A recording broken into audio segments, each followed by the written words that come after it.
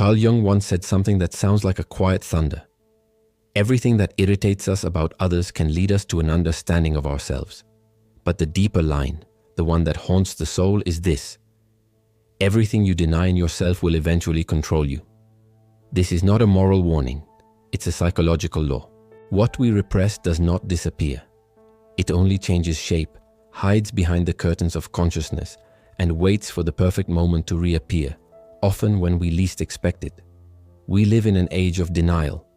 Our culture worships brightness, positivity, productivity, the curated self.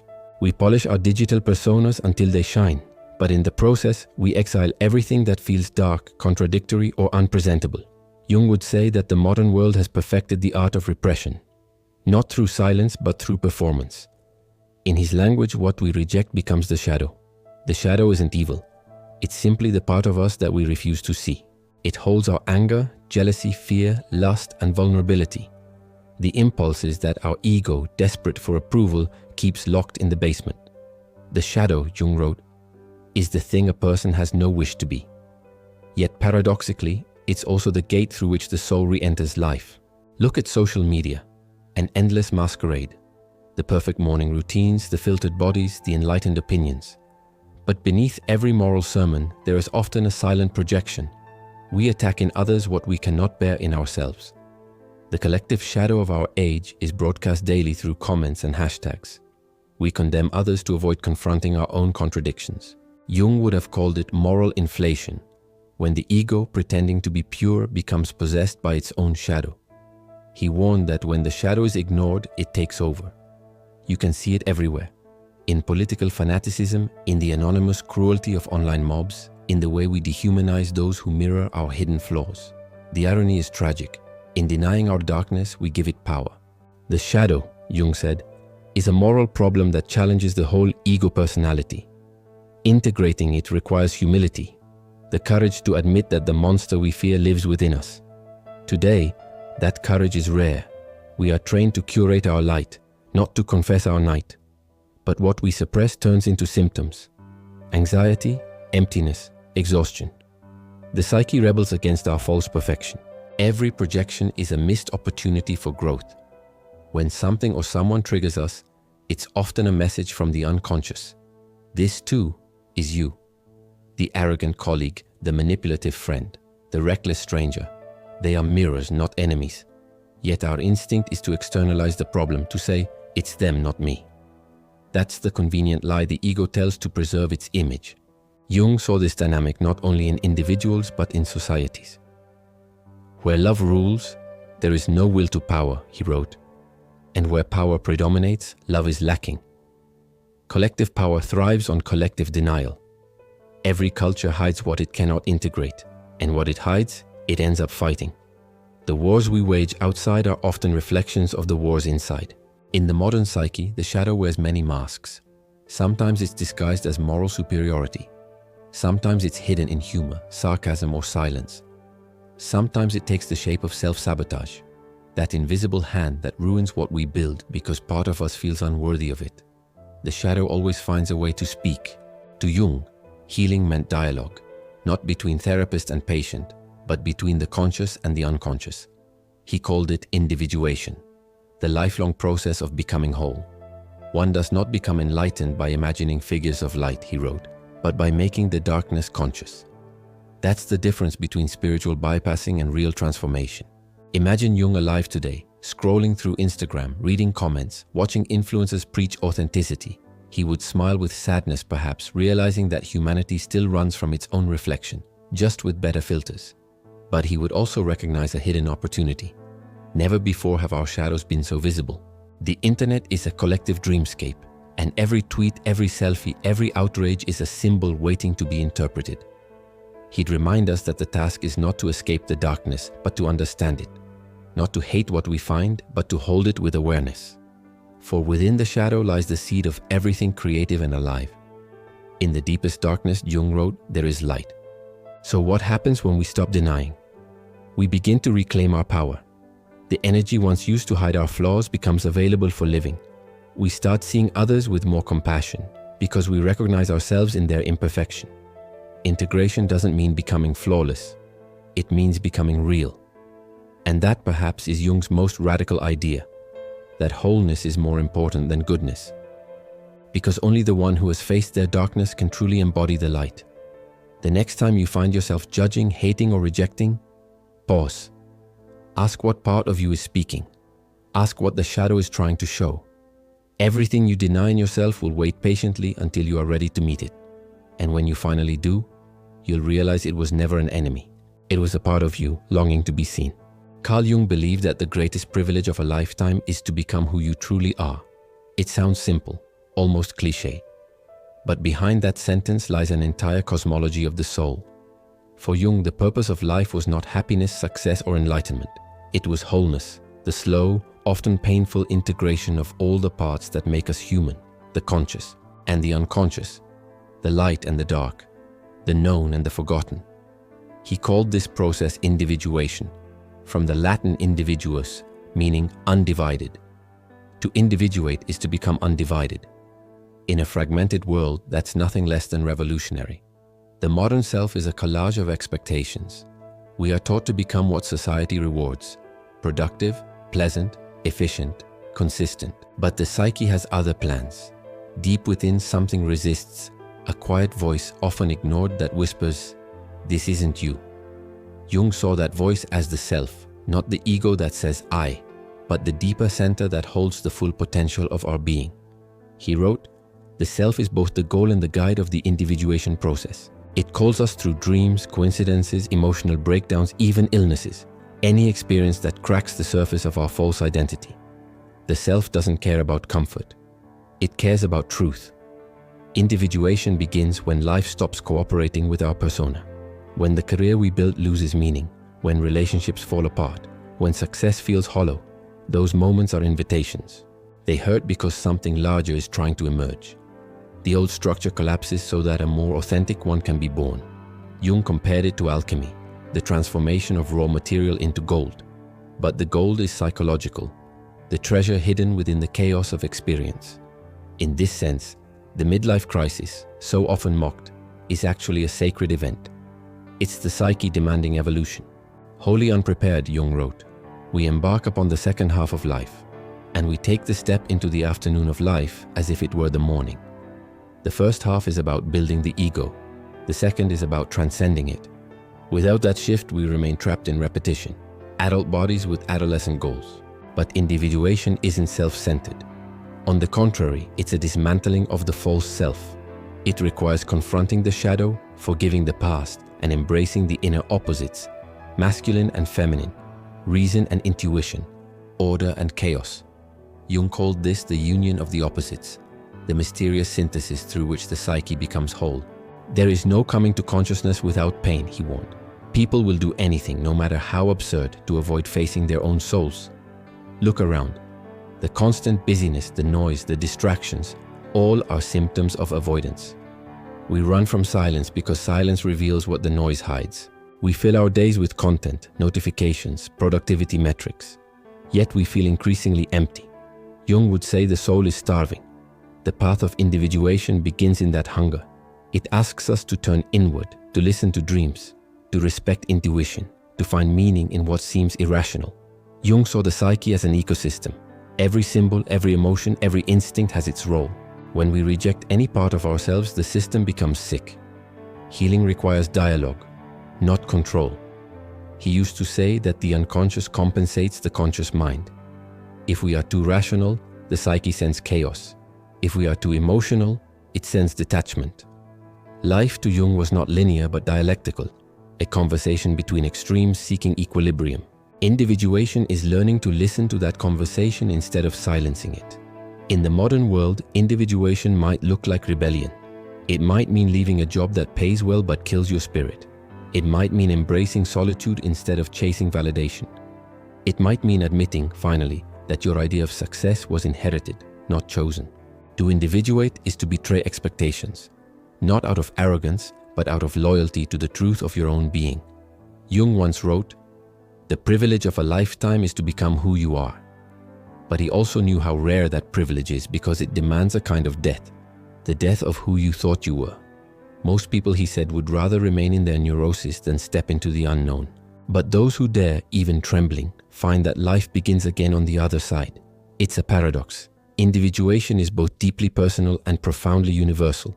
Each journey is unique, yet the symbols are shared. That's because beneath our differences, we all participate in what Jung called the collective unconscious, the ancient memory of humanity itself. In dreams and myths, we meet archetypes: the hero, the mother, the trickster, the shadow, the wise old man. These figures are not mere stories. They are inner realities that shape how we love, fear, and grow. To individuate is to meet them within ourselves, to realize that we are the myth in motion.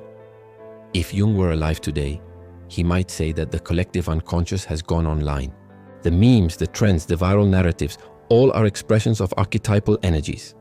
The digital world is a theater of symbols, where the ancient dramas of ego and shadow, hero and villain still play out, only faster, louder, and global. But individuation can't be done in public. It's not a brand, it's a pilgrimage. It happens in solitude, in confusion, in the dark night when you no longer recognize yourself. It happens when the mask falls and you stop pretending. Then, from the ashes, something deeper begins to speak, the quiet authority of the self. And when that happens, life reorganizes itself around meaning. You stop asking, "What should I do?"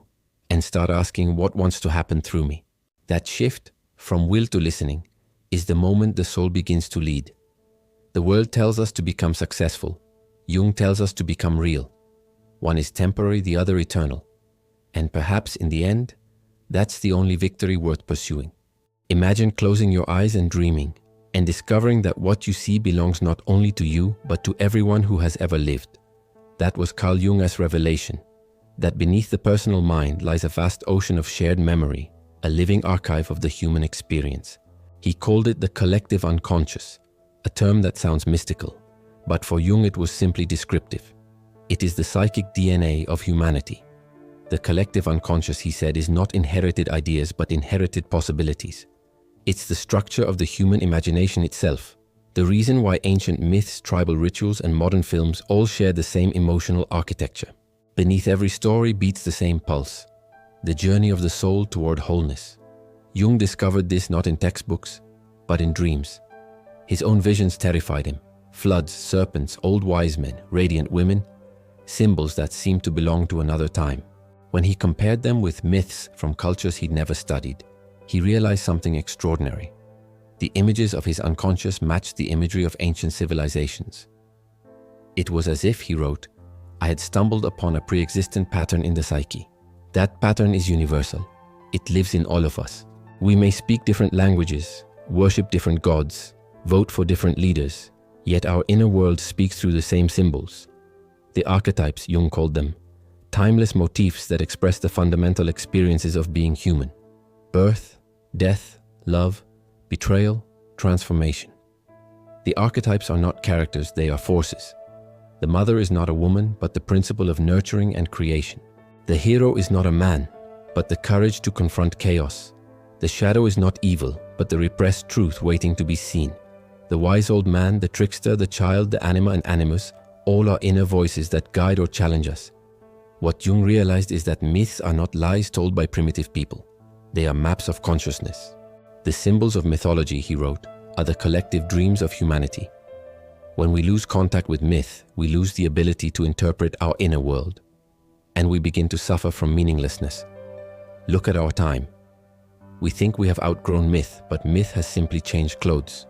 The screen has replaced the temple, the influencer replaced the oracle, and the algorithm replaced fate. Yet the same dramas unfold. The superhero movies that dominate our culture are modern myths, retelling the eternal dance between light and darkness, ego and self. Every blockbuster is, in its own way, a lesson in individuation, the hero confronting his shadow to become whole. Even our technologies mirror the unconscious. The internet itself functions like a symbolic projection of the collective psyche, infinite, interconnected, full of light and shadow.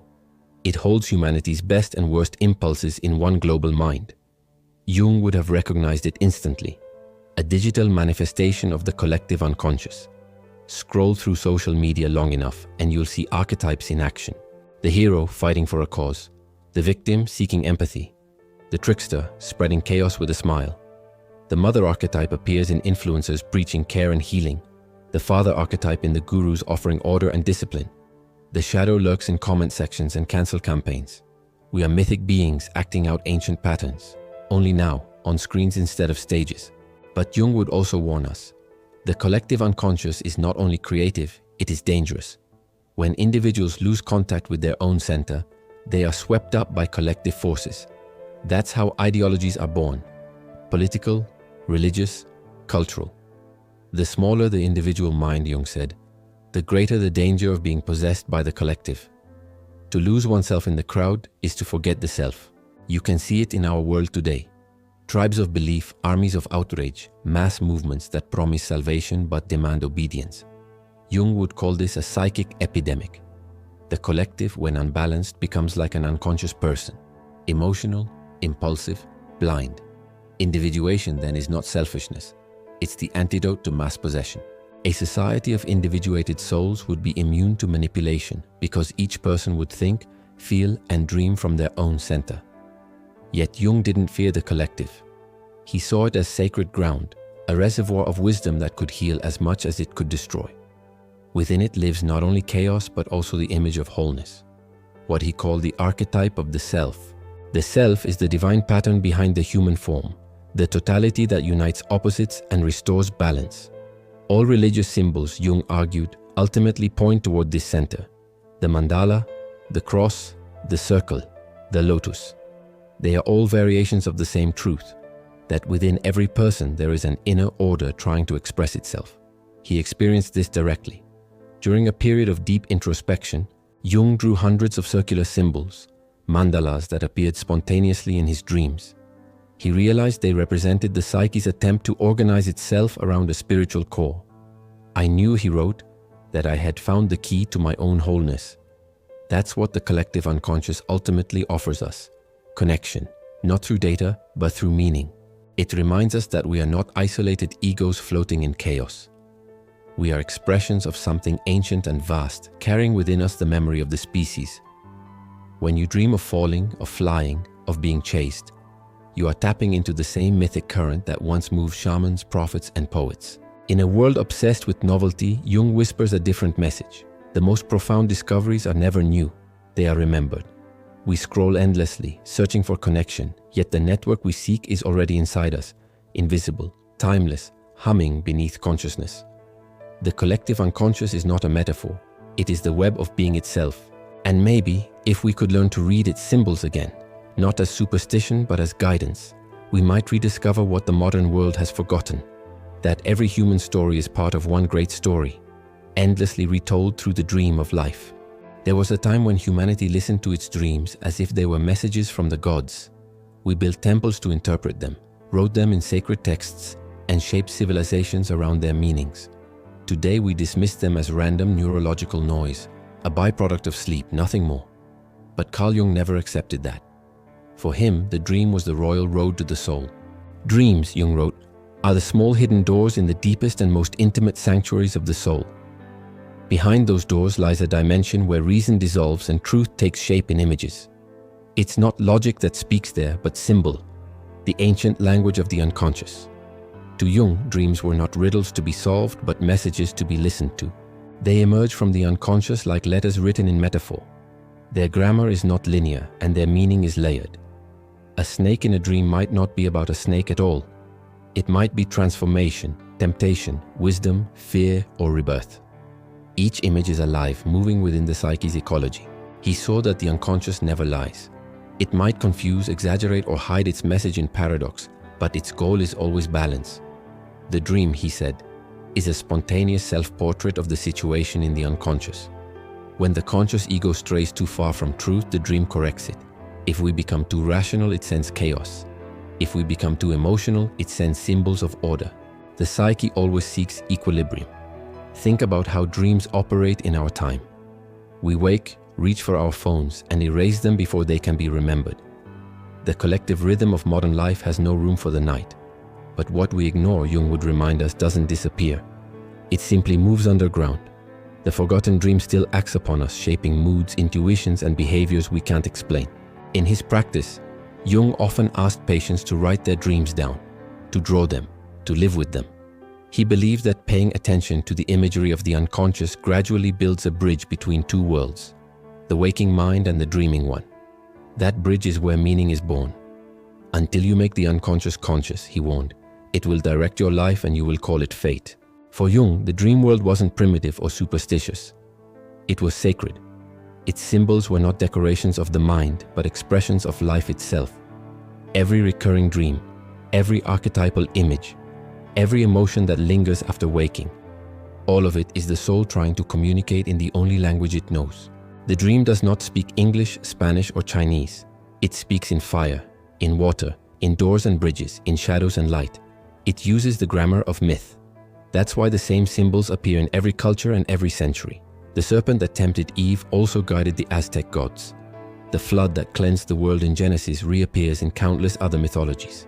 The dream speaks a universal tongue, and Jung saw this as evidence of the collective unconscious at work. He also believed that symbols could not be fully explained, only experienced. The symbol, he said, is the best possible expression for something unknown. To reduce it to a fixed interpretation is to kill its power. The dream's meaning grows as we grow. What a symbol meant to us at 20 may transform at 40. The unconscious evolves with us. In the modern world, we have replaced symbols with signs, things that mean exactly one thing, no more. A logo, an emoji, a notification icon. They tell us what to think instantly, leaving no room for mystery. But the psyche does not thrive on efficiency. It thrives on depth. Symbols are living organisms. They don't tell us what to think. They invite us to feel, to reflect, to wonder. Jung would probably say that our loss of symbolic life has created a spiritual vacuum. We no longer know how to speak to our own souls.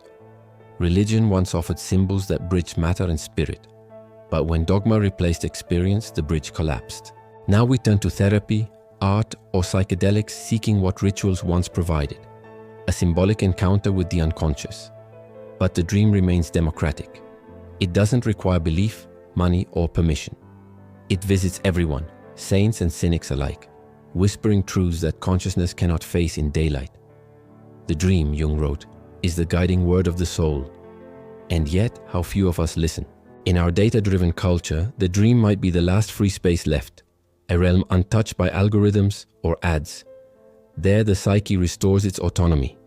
It compensates for what we've lost during the day: authenticity, imagination, silence. In dreams, the soul speaks directly without filters. Perhaps that's why Jung saw dream work as moral work. To honor our dreams is to honor our inner world. It's to accept that meaning is not always logical, that truth is not always measurable. Dreams remind us that the psyche is not a machine but a mystery. If we were to live in dialogue with our dreams, we might rediscover wonder. Instead of treating nightmares as enemies, we could ask what they are trying to reveal. The monster chasing us might be a part of us asking to be acknowledged. The falling sensation might be the ego letting go. The lost house might be the forgotten home within. In a sense, Jung's entire psychology was one long conversation with his own dreams. During the years when he withdrew from public life, he recorded his visions and drawings in what later became the Red Book. It is both terrifying and beautiful, a descent into madness that led to wisdom. He didn't interpret those images as hallucinations, but as revelations.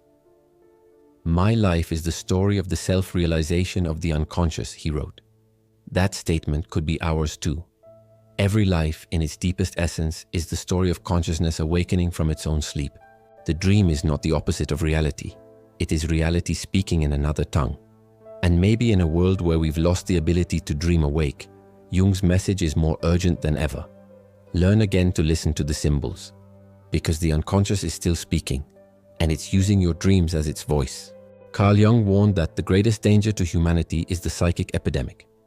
He wasn't speaking of viruses, but of contagions of the mind, moments when society becomes possessed by its own unconscious forces. If he were alive today, he might look at our screens, glowing rectangles in every hand, and say, "The epidemic has gone wireless." The digital age has given humanity a mirror unlike any before it. It reflects everything: our desires, fears, fantasies, and hatreds, in real time. But the more connected we become externally, the more disconnected we seem internally. Jung's concept of the shadow finds new relevance here.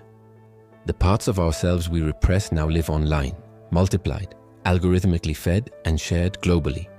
The internet for Jung would have been a psychological X-ray.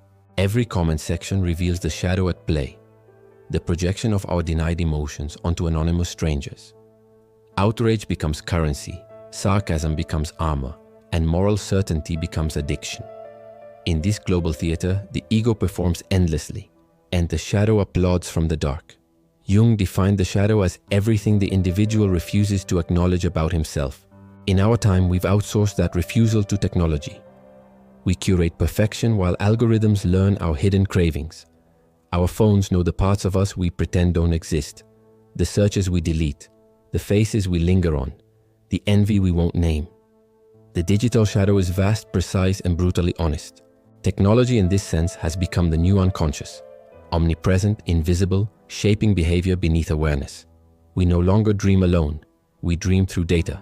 Each click adds to a psychological profile more accurate than self-knowledge. Jung would recognize this as projection turned inside out. We've externalized the psyche into code. He might also remind us that the more we identify with our digital persona, the more we lose contact with the self. The persona, in Jung's language, is the mask we wear to meet society. It's necessary. We all need roles to function. But when the mask becomes the face, the soul suffocates. Social media amplifies this danger. The self becomes performance art, the audience becomes judge, and authenticity turns into strategy. There is irony here. Never has humanity talked so much about mental health, yet never have we been so collectively fragmented. We self-diagnose, post about healing, hashtag our pain, yet remain terrified of silence. Silence is where the shadow speaks, and silence is precisely what the modern world has erased. Jung might describe our culture as one possessed by its collective shadow, obsessed with light, positivity, and success while secretly addicted to outrage, competition, and control. The denial of darkness doesn't purify a culture, it makes it dangerous. The more we insist on perfection, the more violently the repressed returns, in anxiety, polarization, and burnout. Technology amplifies this dynamic because it rewards extremes. The algorithm doesn't care about truth, it cares about engagement. Rage spreads faster than reflection, and fear sells better than peace. The digital ecosystem is not neutral. It is a feedback loop of projection. It feeds us what we fight until we become what we fear. For Jung, this would be a textbook case of psychic inflation, when the ego expands beyond its natural limits and loses touch with the soul. Inflation breeds arrogance and emptiness, the twin symptoms of modernity. We are overwhelmed by the forces of the unconscious, he wrote, yet we believe ourselves to be the masters of nature. Replace nature with technology, and the sentence reads like prophecy. But Jung was not a pessimist. He believed that consciousness evolves through crisis. The shadow is not merely destructive, it's the raw material of transformation. What is unconscious seeks to be known. When the collective shadow erupts, through political chaos, cultural wars, environmental collapse, it is not the end of the world, but the psyche demanding balance. The darkness appears so that light can become conscious. The question then is not how to destroy the shadow, but how to relate to it. Individually and collectively, we need what Jung called shadow work, the moral courage to confront what we project outward. It begins with humility, noticing when our moral certainty hides contempt, when our humor disguises cruelty, when our ideals become excuses to dehumanize. The goal is not guilt, but awareness. Knowing your own darkness, Jung said, is the best method for dealing with the darkness of other people. If each person reclaimed their own projections, the collective temperature would drop. Outrage would turn into reflection, judgment into curiosity. The internet would become less of a battlefield and more of a mirror. But this requires what society fears most, introspection.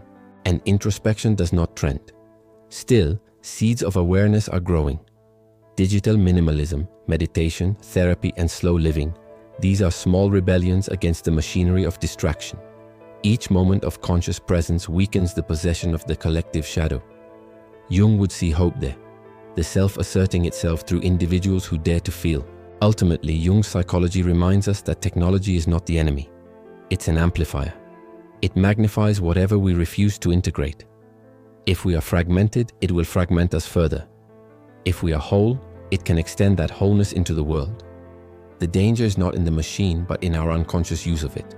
To restore the soul in a digital age means to reintroduce ritual, silence, and self-knowledge.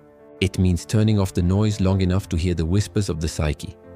perhaps in our constant scrolling, we are searching for something that cannot be downloaded, meaning. And meaning, Jung would insist, is born only when consciousness meets the unconscious halfway. The screen is bright, but the soul lives in shadow. To live fully today is to stand between them, to bring awareness into the light without abandoning the dark.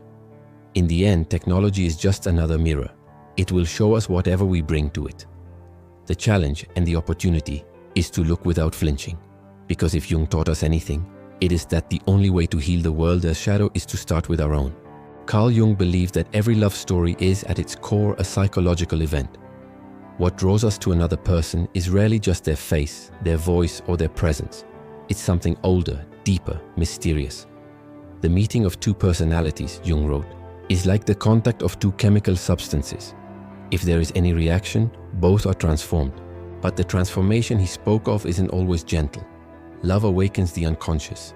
It dissolves the neat boundaries of the ego, exposes the hidden desires and fears we thought were buried, and forces us to face what Jung called the inner opposite. In every man, Jung saw a hidden feminine figure, the anima. In every woman, a hidden masculine principle, the animus. Together they form one of the most profound ideas in depth psychology, that within each of us lives the other half of our own soul. These inner figures are not simply gendered stereotypes. They are symbolic principles, archetypal forces that represent the missing parts of our psychic wholeness.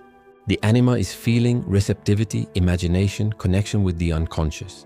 She mediates between the ego and the soul. The animus, on the other hand, is reason, structure, spirit, the drive toward meaning and action. To Jung, real love begins when these inner opposites awaken and seek reconciliation. Every attraction, he said, is a mirror. When we fall in love, we meet an image, the anima or animus projected onto another person. What we call chemistry is often the recognition of something that belongs to us, appearing in someone else. The tragedy, of course, is that we mistake the projection for the person. The lover becomes the screen for our unconscious image of perfection. But eventually, the illusion fades. The divine dissolves into the ordinary. That's the moment many relationships break, or if they're brave, begin. Because when the projection fails, reality begins. That's when love matures from fantasy into encounter. The partner stops being an ideal and becomes a mirror of our own complexity. The disappointment we feel is not betrayal, it's revelation. It shows us the distance between who we are and who we imagine ourselves to be. Jung wrote, "Where love rules, there is no will to power, and where power predominates, love is lacking." Mature love then requires surrender, not to another person but to truth. The process of integrating the anima and animus is one of inner marriage, a reconciliation of opposites within the soul. Jung saw it as essential to individuation. The more a person denies their inner opposite, the more they are ruled by it unconsciously. A man disconnected from his anima becomes dry, intellectual, incapable of empathy. A woman disconnected from her animus becomes consumed by rigid opinion or directionless emotion. Integration means recognizing, honoring, and balancing both energies, feeling and reason, softness and strength, receptivity and assertion. This inner union is what alchemy, Jung's great metaphor, called the conjunctio oppositorum, the mystical marriage of sun and moon. It's not just about gender, it's about the universal polarity that structures existence, yin and yang, day and night, matter and spirit. Jung saw these dualities not as contradictions, but as complementary forces seeking wholeness. In our modern world, the split between these energies has widened. The masculine principle, achievement, control, rationality, dominates our systems. The feminine, intuition, care, receptivity, has been neglected or commodified. We live in an age of imbalance, technology without tenderness, progress without purpose. Jung would say that our civilization is suffering from anima possession, the neglected soul crying for attention through depression, anxiety, and ecological collapse. Love, in this context, becomes not just personal but cosmic. It's the energy that seeks to unite what has been divided. Jung often quoted the alchemists, "In sterquilinio invenitur," in the filth it will be found. The gold of transformation lies not in perfection, but in the rejected parts of ourselves. To love truly is to enter the filth, to see both light and shadow in the beloved and still choose connection. Modern culture sells love as comfort, but Jung saw it as confrontation. It is the arena where the unconscious meets the conscious, where we are forced to face the otherness within ourselves. That's why relationships are so hard, not because they fail, but because they succeed in waking us up. The tension, the arguments, the longing, they are psychic dialogues. The soul speaks through intimacy, using the language of conflict and desire. In the digital age, love has become another product. Curated profiles, algorithmic matches, disposable connections. Yet beneath the surface, the same ancient archetypes still operate. The endless search for the one is a projection of the lost self. We swipe not only for a partner, but for our missing wholeness. Jung would say that every romantic longing is a disguised spiritual quest. He also warned that if we do not make this search conscious, it becomes compulsive. We repeat patterns, chasing the same archetype in new forms, always searching, never finding. The real task is to retrieve the projection, to recognize that the divine image we seek in others already lives within. Only then can love become genuine, free of illusion. When the anima and animus unite, something sacred occurs. The soul becomes androgynous, not in a physical sense, but in consciousness. The opposites no longer fight. They dance. Love ceases to be dependency and becomes partnership. The beloved is no longer the missing half, but a fellow traveler toward wholeness. In that light, love is not the end of individuation. It is its proof. For to love while remaining oneself, to merge without losing identity, to see the other as mirror and mystery, that is the highest form of integration. And maybe that's what Jung meant when he said, the meeting of two souls is like the contact of two chemical substances. Both are transformed. Because in truth, love is not about finding the right person. It is about becoming whole enough to recognize them. Carl Jung once said, the greatest burden a soul must bear is the unlived life. It is a sentence that feels prophetic today, when we are surrounded by everything and yet haunted by a quiet emptiness. Our lives are saturated with information, choices, and images, but starved of meaning. We can reach anyone in seconds and yet struggle to reach ourselves. Jung saw this coming. Writing in the early 20th century, he already sensed that modern humanity was losing its center. He called it the loss of soul. It wasn't a religious lament, but a psychological diagnosis. The modern person, he said, is hopelessly entangled in external things and unconscious of his own world within. That unconscious world, the realm of dreams, symbols, intuition, and myth, has been eclipsed by the glare of progress. Today that glare is digital. We live inside glowing rectangles, guided by invisible algorithms that tell us what to desire and who to be. Our attention has become the most valuable currency in the world, but attention to the inner life is bankrupt. Jung would recognize this as psychic starvation, a soul deprived of nourishment from meaning, ritual, and silence. Anxiety in this view is not merely a disorder but a symptom, the soul knocking on the walls of consciousness, asking to be heard. Depression too can be the psyche's protest against a life that looks full but feels empty. When the soul is neglected, Jung wrote, it will make itself felt through illness, through loss, through crisis. The pain is not punishment, it is a signal. Something vital wants to be born. But instead of listening, we medicate the symptom, scroll away the silence, distract ourselves into oblivion. The modern self lives in constant flight, from boredom, from doubt, from itself.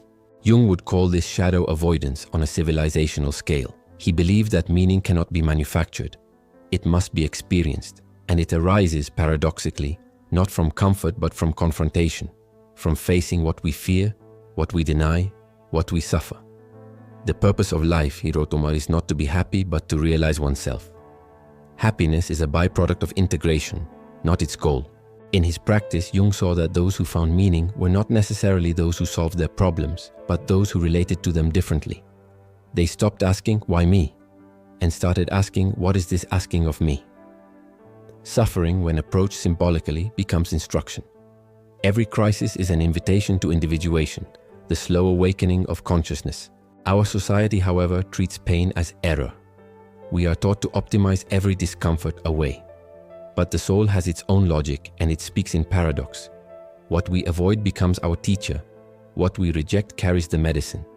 There is no coming to consciousness without pain. Jung's line reads like a whisper from the underworld, not cruel but compassionate, reminding us that even darkness has purpose. The modern condition, then, is not simply stress, it is disconnection from the depths. We have knowledge without wisdom, communication without communion, abundance without meaning. The collective mind spins faster every year, yet the heart grows numb. Jung would say we have confused progress with evolution. The machines evolve, the soul atrophies. And yet, amid this crisis, something ancient stirs. The rise of meditation, therapy, psychedelics, and mythic storytelling hints at a hunger that no algorithm can feed. Beneath our cynicism, the soul still longs for mystery. We crave initiation, not entertainment. We want to feel part of something larger, to know that our suffering belongs to a story. That longing is the call of the self, the same inner guide that Jung spent his life describing. It seeks not perfection, but meaning. It speaks through dreams, synchronicities, and quiet intuitions that defy logic. In a world of endless noise, it communicates through subtlety. The task is not to invent meaning, but to listen for it. Jung warned that without contact with the self, people become prey to collective ideologies. People who have no inner values are compelled to look outward for direction. That is how crowds form, how movements become cults, how opinion replaces insight. The person who knows themselves cannot be manipulated easily. The one who lacks an inner compass will follow any external one. The antidote to alienation, then, is not withdrawal, but integration, returning to the inner world while remaining engaged with the outer. Jung never advocated retreating from life. He urged participation with awareness. Individuation, he said, is a dialogue between the individual and the collective, the conscious and the unconscious. To be fully alive is to hold both worlds at once. In our time, that means learning to live symbolically again, to see meaning where others see randomness. It means recovering the lost art of slowness, solitude, and sacred attention. It means asking each day, not what should I achieve, but what wants to unfold through me. Jung's psychology was ultimately a theology of experience. He did not define God. He described encounters with the numinous, those moments when the finite touches the infinite. He believed the soul is not a metaphor but a fact. Who looks outside dreams, who looks inside awakes. That awakening is not mystical escapism. It is the return of presence, the restoration of depth in a shallow age. Perhaps that is the task of the modern soul, to remember what it means to be human in a world that treats humans like data, to restore imagination in a culture of measurement, to build altars not to productivity, but to awareness. In the end, Jung's message was not nostalgic but revolutionary. He believed that the future of humanity depends on the individual who dares to make the unconscious conscious. The salvation of the world, he said, depends on the salvation of the individual soul. Maybe that salvation begins with something simple, turning off the screen, sitting in silence, and asking the oldest question: who am I really? If you've reached this point, it means you've walked with me, not just through Jung's ideas, but through the landscapes of your own psyche. You've looked into mirrors, shadows, dreams, myths, and the hidden corridors of meaning. You've seen how the modern world, with all its noise and brilliance, still trembles with the same old questions. Who am I? What is this all for? Jung once said that the privilege of a lifetime is to become who you truly are. It is a sentence both simple and immense, a whisper that becomes a thunder once you realize how much courage it demands. To live authentically in a world that rewards masks is an act of rebellion. To remain conscious amid chaos is a sacred responsibility. And if these words, these reflections, these stories have resonated with you, it means that something inside you recognizes the call. Not my voice, not Jung's voice, but your own. Because the purpose of these journeys isn't to fill you with information. It's to awaken what was already waiting. The archetypes don't live in books, they live in you.